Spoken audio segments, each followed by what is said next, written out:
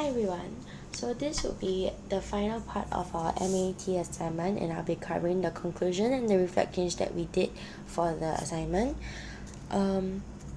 So far what we have done for the malware, the analysis, it will be first off the basic static analysis, where we did an online antivirus scanning tool, the virus total tool, to actually find out what kind of malware it is and whether it is actually known to other people.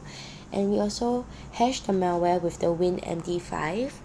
We used the PID to find out if the malware is packed or not, and if it is packed, to find out what compiler is used. And we used the bin text to analyze the strings and the dependency walker to find out the DLLs used and imported. For the advanced static analysis, we of course used the IDEA Pro, and we disassembled the malware and analyzed it to try and determine the structure of the malware and to find out basically what does the malware do, and obviously this can be seen in the basic static analysis. The basic dynamic analysis is where we actually get to run the malware, but of course before we execute it, we must make sure that it's in a safe environment. For example, we use the VMware, and before executing, we actually set up all the cameras such as the process monitor, process explorer and everything, and we also took the first rig shot so that we can compare with the second rig shot after we execute the malware to see if there's any changes that the malware did. We will also be using the process monitor to monitor the registries or any file changes. In order to identify the active processes or whether are there any newly created mutexes, we would be using the process explorer to do so. For the netcat, we actually use it to scan the ports to see if the malware actually would access these ports, whether it would be connecting to the internet or not. For the Wireshark, we actually use it to capture the network data packets to see if there's any network-based indicators and whether it sends any packets out. So moving on, we'll be talking about the general analysis of what we have been doing so far with the malware. So to sum it up, there's actually little to no defense mechanisms in the malware because it's not packed. However, there's a new PE files created from the editserver.exe. Because that one is packed, we actually use PID to unpack it using the UPX unpacker. Another defense mechanism is that the PE file will actually be deleted or disappeared after executing, which will make the victims of the malware think that the file just disappeared. To execute the malware, you can just basically install it by double clicking on it, but if you'll notice that the malware will actually disappear or gets deleted upon execution, and later we find out that it would actually create a duplicate called winfhow.exe, which is located in the same location as the original one, but it will not be visible to any processes unless we use specific tools like the process explorer and the process monitor. So we also realized that the newly created PE file actually has a random name, and as you can see here, the last 4 characters here actually will get randomized in alphanumerics, and it's actually a method to use so that it can hide itself and disguise itself so that the victims won't know that it's a malicious process unless you actually hash it and analyze it to know that it's the same as DSNX executable. But it's just basically a way for it to fool inexperienced users. For the malware type, we actually did a heuristics analysis to show that there are 2 different types of behavioral malware, such as the Trojan and the backdoor.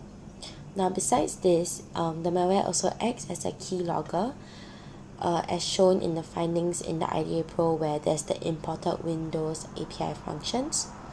In maintaining persistence, the malware actually manipulates the system registries in order for it to constantly run every single time the system gets boot up. And for the The type of malware, the functionalities, it actually has host-based indicators where it adds and changes new values to run the registry, duplicates itself, create new mutex. It imports suspicious APIs as well as installs APIs for keylogging purposes. For the network-based indicators, it uses network functions like get host by name, get sock name, and socket, and it redirects port and scans for open ports for communication to the internet, as well as it's able to access the servers list and to find clones that are online and readily available. For the functionality of the malware, as mentioned, it's a Trojan that has backdoor capabilities which can manipulate system registries to ensure that it keeps running in the background without the user knowing. So when the malware is first executed, it would disappear and a duplicate file would come in its place. The mutex created by the malware will actually prevent infecting the machine that has already been infected, and only one copy of the malware will run at a time. Now moving on to removing the malware, of course the basic one and the most simplest one would be to use an antivirus software to remove it, and because it's an old malware, even Windows Defender can detect and remove it. But once the file is executed, it will be harder to do so, and manual removal will be needed because the malware actually embeds itself into the registry. Hence, we will also need to remove those infected registries. To be safe, the victim's machine should be booted in safe mode that prevents programs to function upon system boot up, so that the persistent malware will also not run when the system boots up. So moving on, the last part of this presentation would be the reflections. Now, what we've learned is that malware is actually very tricky because it's very hard to analyze and to follow its moves, and very hard to remove from the computer because it damages our computers and even perform malicious acts to others through spreading. Hence, we should always be careful with what we download from the internet and keep our antivirus up to date. We should also make sure to scan regularly to make sure there aren't any malware residing inside our computers and corrupting any of our files or damaging the computer. Now, the analysis part of the assignment is interesting and enriching because we get to learn how to analyze a malware and to know what are the functionalities and what categories it responds to. So we actually find out what the malware does and what behavior constitutes a Trojan or a backdoor or any other categories.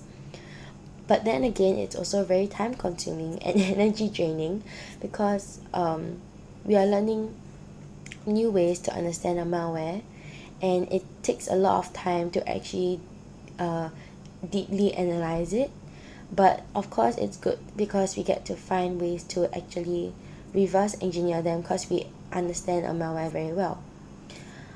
So this is actually will be the end of our MAAT assignment videos, and thank you for watching.